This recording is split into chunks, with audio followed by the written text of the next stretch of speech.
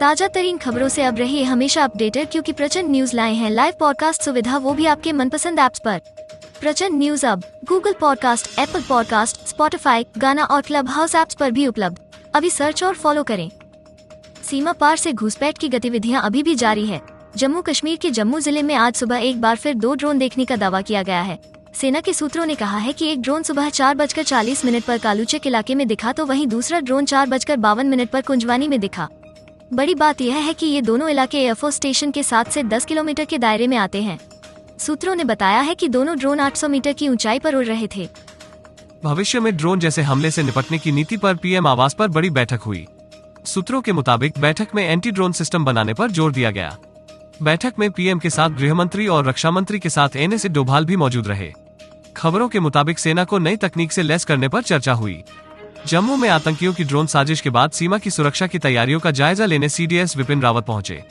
उन्होंने लैक के कई पोस्ट का मुआयना किया। पंजाब और राजस्थान की सीमा पर भी सतर्कता बढ़ा दी गई है। ब्रिटेन में करीब 5 महीने बाद 22,000 से ज्यादा नए कोरोना संक्रमित मिले हैं।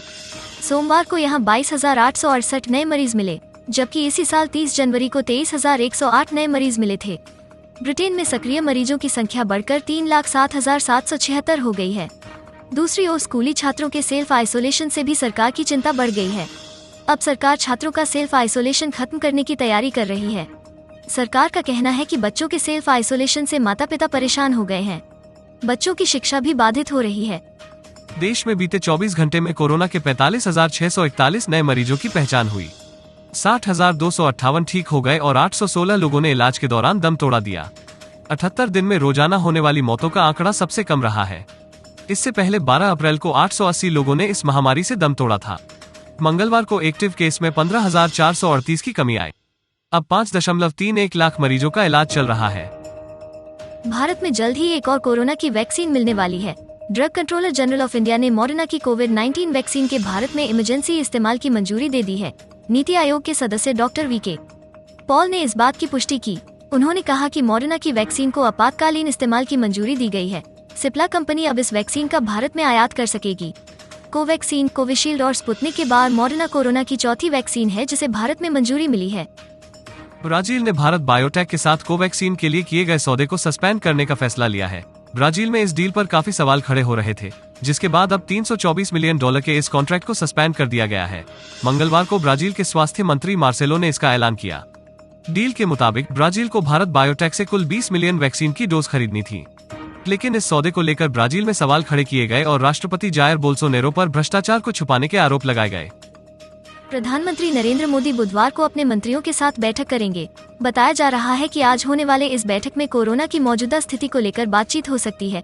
पीएम मोदी इस बैठक में देश में मौजूदा वैक्सीनेशन की स्थिति को लेकर भी चर्चा कर सकते हैं। माना जा रहा है कि देश में वैक्सीनेशन की रफ्तार बढ़ाने को लेकर भी पीएम मोदी चर्चा कर सकते हैं। माना जा रहा है कि इस बैठक में और भी कई मुद्दों पर चर्चा हो सकती है। सूत्रों ने बताया कि यह बैठक डिजिटल तरीके से होगी। 1 जुलाई से निजी अस्पताल सीधे निर्माताओं से कोविड-19 की वैक्सीन नहीं खरीद सकेंगे, उनको ऑर्डर कोविन पर करना होगा। केंद्र सरकार ने वैक्सीन स्टॉक के अधिकतम मासिक सीमा का एक नियम बना दिया है। मंगलवार को मुंबई में वितरित स्टैंडर्ड ऑपरेटिंग प्रोसीजर दस्तावेज के मुताबिक अधिकतम वैक्सीन स्टॉक एक निजी अस्पताल अपनी औसत दैनिक खपत का 2 गुना खरीद सकता है और पूर्व के महीने में अपनी पसंद का कोई विशेष सप्ताह चुन सकता है। मेजबान इंग्लैंड ने रिवरसाइड ग्राउंड में खेले गए पहले वनडे मुकाबले में श्रीलंका को 5 विकेट से मात दी है। इसके साथ ही इंग्लैंड 3 मैचों की सीरीज में 1-0 की बढ़त बनाने में कामयाब हो गया है। लंबे अंतराल के बाद वनडे टीम में वापसी कर रहे जो रूट इंग्लैंड की जीत के हीरो रहे। अपने 150वें वनडे में रूट ने नाबाद 79 रन की पारी खेलकर इंग्लैंड को जीत दिलाई। इंदौर के पीथमपुर में एशिया के सबसे लंबे हाई स्पीड टेस्ट ट्रैक का उद्घाटन हो चुका है। यह 11.3 किलोमीटर लंबा है। इसमें नेटरैक्स NATRAX की सुविधा मिलती है। नेटरैक्स नेशनल ऑटोमोटिव टेस्ट ट्रक है। यह वर्ल्ड क्लास टेस्टिंग ट्रैक होगा, जो वाहनों और उनके पार्ट्स की खराबी को चेक करेगा। इसमें 14 प्रकार के ट्रैक शामिल हैं। यह नया हाई स्पीड टेस्ट ट्रैक अंडे के आकार का है, जो कि 16 मीटर चौड़ा है और 4 खास लेन बनाई गई हैं। बताया जा रहा है कि यह एशिया का सबसे बड़ा और दुनिया 5वां सबसे बड़ा ट्रैक है। इस ट्रैक का उद्घाटन हैवी इंडस्ट्रीज और पब्लिक प्राइजेज मंत्री प्रकाश जावड़ेकर ने किया है।